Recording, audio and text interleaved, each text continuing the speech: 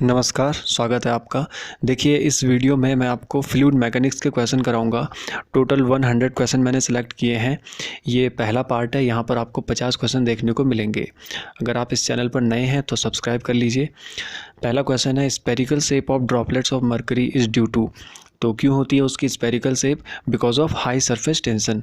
आप यहाँ पे देख सकते हैं, when a droplet is separated initially from the surface of the main body of liquid, then due to surface tension there is a net inward forces exerted over the entire surface of the droplet.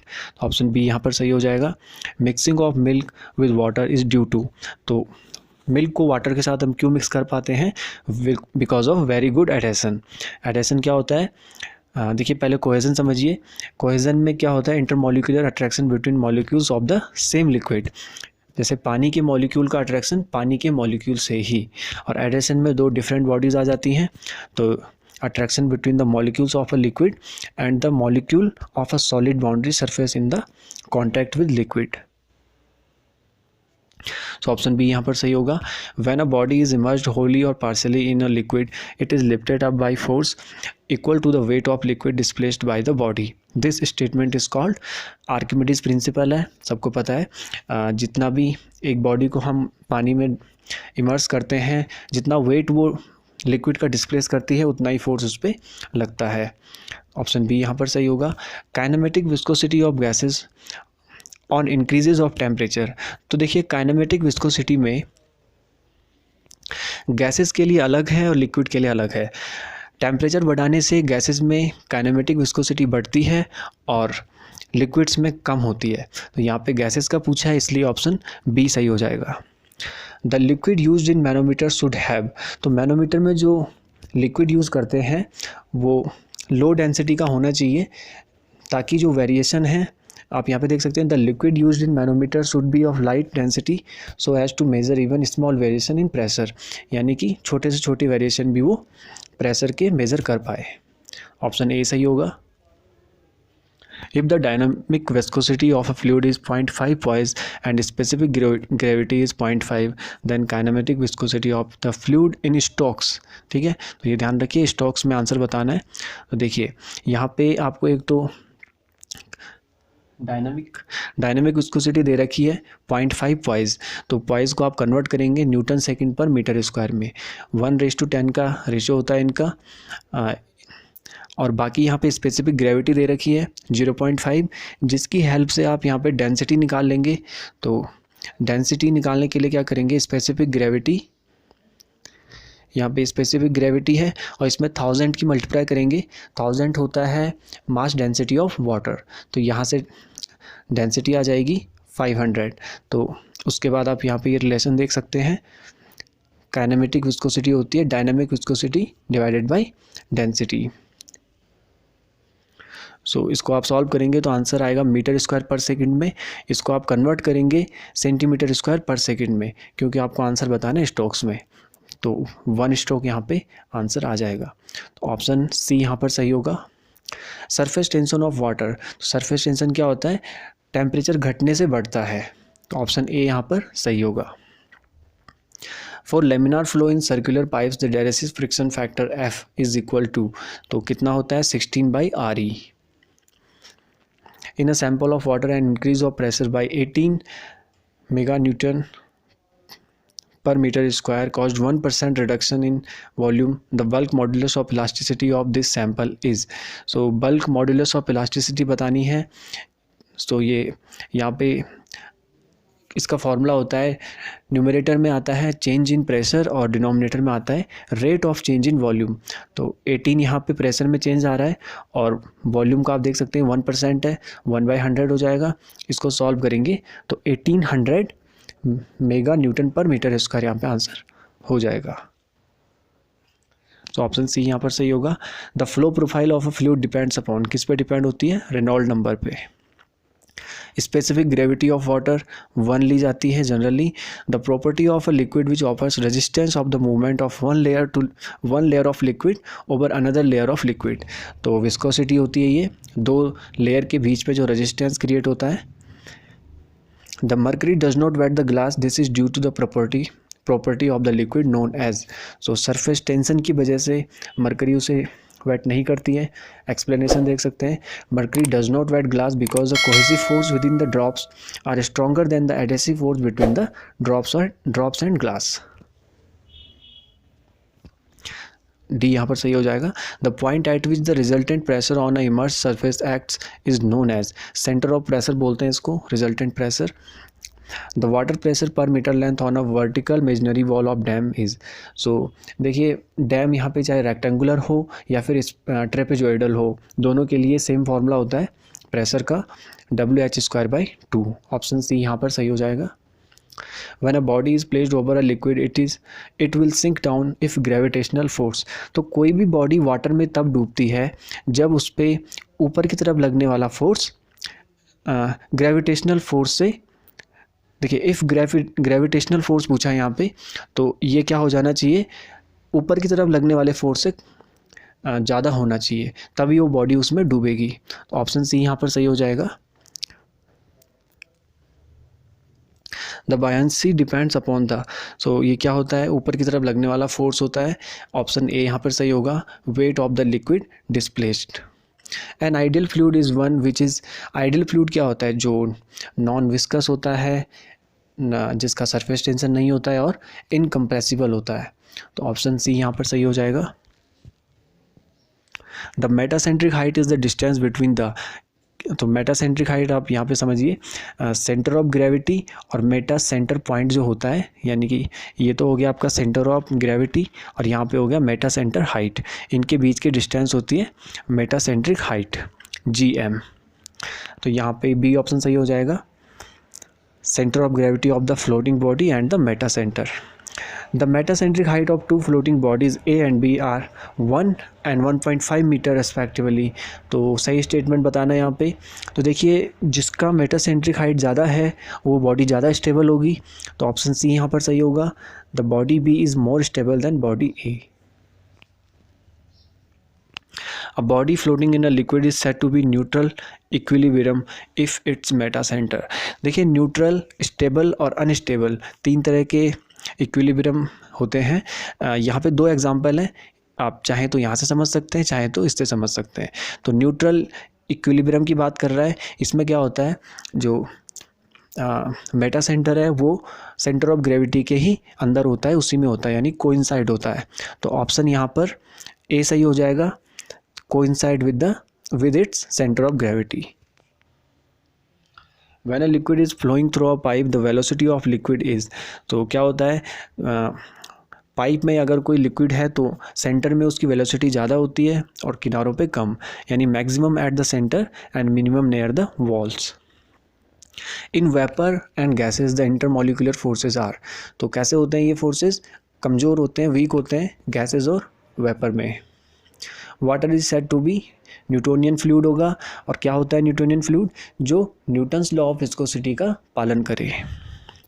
Which of the following substance has the highest viscosity, तो इनमें आप देखेंगे तो mercury की सबसे ज़्यादा होगी viscosity, और एक जनरल सीक्वेंस है, इसको आप ध्यान रख सकते हैं, कम से ज़्यादा की तरफ है ये।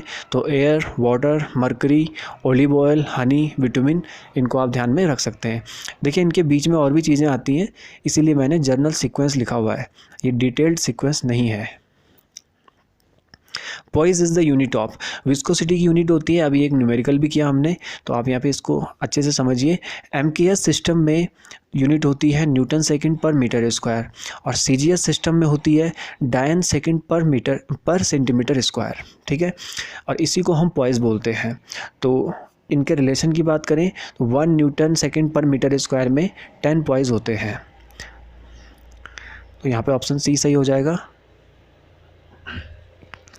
Newton's law of viscosity establish relation between, किनके बीच में होता है, ये स्टेटमेंट क्या होता है, this law states that shear stress on a fluid element layer is directly proportional to the rate of shear strain, ठीक है। तो यहाँ पे ऑप्शन डी सही हो जाएगा, the shear stress and rate of strain. Which of the following is incorrect, density has the units of mass per unit volume, ठीक है, density mass per unit volume होता है। Specific weight has the unit of force per unit volume, ये भी सही है। Specific gravity has the unit of, देखिए option C यहाँ पे इनकरेक्ट होगा, क्योंकि स्पेसिफिक ग्रेविटी की कोई यूनिट नहीं होती है, ठीक है। और shear stress has the unit of force per unit volume, ये भी सही है। तो ऑप्शन सी यहाँ पर सही हो जाएगा, जो कि इनकरेक्ट है। The unit of coefficient of viscosity, देखिए कोफिशिएंट ऑफ विस्कोसिटी हो या डायनामिक विस्कोसिटी हो, एक ही बात है। और अभी उसकी यूनिट हमने बात करी थी, newton second per metre square. The bottle filled with sugar molasses takes more time to be emptied than if it is filled with water, then it may concluded that। तो क्या कंक्लूड कर सकते हैं हम कि वाटर की viscosity यहाँ पे कम है शुगर के कंपेयर में, ठीक है। मोलेसेस क्या होते हैं, ब्लैक ट्रैकल भी बोलते हैं इनको, और ये मिक्सिंग से बनते हैं शुगर के साथ। तो देखिए विस्कोसिटी वाटर की यहाँ पे कम होगी, तभी जाके वो वाटर जल्दी बाहर निकल जाएगा। आप इसको ऐसे भी समझ सकते हैं, आप एक फ्लोर पे एक तरफ ऑयल डालिए और एक तरफ वाटर, तो वाटर जल्दी ट्रैवल करता है because of low viscosity. In a mercury differential manometer used for measuring pressure difference across a venturi meter in a water pipeline, if an error of 2 mm has been made in observing a differential head of 10 mm, the percentage error in pressure differences. Percentage error बताना है तो दो चीज़ें पता होनी चाहिए, एक तो एरर कितना है और एक डिफरेंशियल हेड कितना है। तो D delta P upon H, 2 mm यहाँ पे डेल्टा पी है और कैपिटल एच है 10 mm। तो इसको आप सॉल्व करेंगे 20% आंसर मिल जाएगा। सेलेक्ट द करेक्ट स्टेटमेंट, तो ऑप्शन बी यहाँ पर सही होगा। गेज प्रेशर होता है absolute pressure minus atmospheric pressure. इसको आप ऐसे भी देख सकते हैं, एब्सोल्यूट प्रेशर होता है gauge pressure plus atmospheric pressure. The pressure in metre of oil equivalent to 80 metre of water is, तो ऑयल का प्रेशर बताना है मीटर के पदों में। ऑयल की यहाँ पे स्पेसिफिक ग्रेविटी दे रखी 0.8, तो एच ऑयल होता है HW/G ऑयल।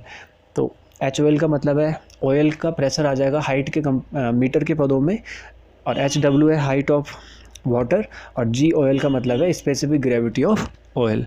तो 80/0.8 करेंगे, 100 मीटर यहाँ पे मिल जाएगा। ऑप्शन सी सही होगा। Absolute pressure in flow system, तो एब्सोल्यूट प्रेशर जो होता है वो एटमॉस्फेरिक प्रेशर से ज़्यादा भी हो सकता है, कम भी हो सकता है, और उसके बराबर भी हो सकता है। तो ऑप्शन सी यहाँ पर सही होगा। The intensity of pressure developed by surface tension of 0.075 newton per metre in a droplet of water of 0.075 diameter is. देखिए सरफेस टेंशन बताना है, ये होता है वाटर ड्रॉपलेट की बात कर रहा है तो उसके लिए फॉर्मूला होता है 4 सिग्मा/d। तो सिग्मा तो यहाँ पे दे रखा है आपको 0.075, और d जो है वो mm में दे रखा है, इसलिए आप उसको पहले मीटर में कन्वर्ट कर देंगे, उसके बाद सॉल्व करेंगे तो आंसर आ जाएगा 4 × 10⁻³ न्यूटन पर मीटर स्क्वायर। अब क्योंकि ऑप्शन में सेंटीमीटर स्क्वायर है तो इसको आप डिवाइड कर देंगे 10⁻⁴ से, तो ओवरऑल आपको आंसर मिल जाएगा 0.4 न्यूटन पर सेंटीमीटर स्क्वायर। तो ऑप्शन यहाँ पर सी सही हो जाएगा। The standard value of atmospheric pressure is, तो इसको हम तीनों के रेस्पेक्ट में देख सकते हैं। 760 mm of mercury, 1 bar and 10.34 metre of water. ये इतनी हाइट का वाटर हो अगर, ऑप्शन डी यहाँ पर सही होगा। The burdens tube is generally made of, तो ब्रॉन्ज या फिर निकल स्टील के द्वारा बनी होती है, ऑप्शन सी सही होगा। The liquid used in an inverted differential manometer should be of, तो कैसा होना चाहिए, ये पहले भी डिस्कस किया था, लो डेंसिटी का होना चाहिए, या ये भी कह सकते हैं कि जो लिक्विड है वो लाइटर होना चाहिए, हल्का होना चाहिए। विच of the following is an advantage of manometer, manometer के क्या क्या फ़ायदे हैं, तीनों फ़ायदे यहाँ पे लिटिल मेंटेनेंस है, हाई सेंसिटिविटी है और गुड एक्यूरेसी है। तो ऑप्शन डी यहाँ पर सही होगा। The pressure exerted by the envelope of air surrounding the earth surface is called, क्या बोलते हैं उसको, atmospheric pressure. A flow in which the quantity of liquid flowing per second is not constant is called, देखिए not constant बोल रहा है तो unsteady flow हो जाएगा, और अगर ये कांस्टेंट हो तो ये स्टेडी फ्लो हो जाता है। तो यहाँ पे ऑप्शन डी सही हो जाएगा। According to equation of continuity, तो कंटिन्यूटी की इक्वेशन क्या होती है, a1 v1 बराबर a2 v2, इसमें रो भी आ जाता है, रो 1 a1 v1 बराबर रो 2 A2V2। और इनकम्प्रेसिबल के लिए रो 1 और रो 2 बराबर हो जाते हैं, इसलिए हम सीधा बोल देते हैं A1V1 बराबर A2V2। ऑप्शन सी सही हो जाएगा। A flow whose streamline is represented by a curve is called. So 2 dimensional flow होता है जिसमें कर्व होता है, आप जानते होंगे इस तरह से होता है, जो कर्व से दिखाया जाता है 2 डायमेंशनल फ्लो। तो ऑप्शन बी यहाँ पर सही होगा। अ वेंट्रोमीटर मेजर, वेंट्रोमीटर क्या मेज़र करता है? देखिए ये रेट ऑफ फ्लो मेज़र करता है, और रेट ऑफ फ्लो का मतलब होता है डिस्चार्ज। तो ऑप्शन सी यहाँ पर सही होगा, discharge of a flowing liquid. The path followed by a moving fluid particle is called a, क्या बोलते हैं उसको? Path line. ठीक है, जो एक फ्लूइड के पार्टिकल के मूवमेंट को फॉलो करे, जो ड्रॉ करे, उसको पाथ लाइन बोलेंगे। पिटोट स्टैटिक ट्यूब मेजर्स, क्या मेज़र करती है? Velocity of a liquid flowing through a pipe. Option A सही होगा। स्ट्रीम लाइन क्या होती है? स्ट्रीम लाइन बोलते हैं small bundle of path line group together imaginary. So option A यहाँ पर सही हो जाएगा। A venturimeter is preferable to orifice meter because, क्यों प्रेफरेबल करते हैं इसको? क्योंकि एनर्जी लॉस वहाँ पे कम होता है। ऑप्शन सी सही होगा। Venturimeter is not accurate for very low velocities on account of, तो CD में वेरिएशन आते हैं इसलिए ये एक्यूरेट नहीं होता है लो वेलोसिटीज़ के लिए। और CD क्या होता है? Coefficient of discharge. ठीक है, तो ऑप्शन बी यहाँ पे सही होगा। और लास्ट क्वेश्चन है, in a venturimeter the coefficient of venturimeter falls between. देखिए जो अभी मैंने कहा कोफिशिएंट ऑफ डिस्चार्ज, वही होता है कोफिशिएंट ऑफ वेंट्रीमीटर, और इसकी वैल्यू होती है 0.96 से लेके 0.98।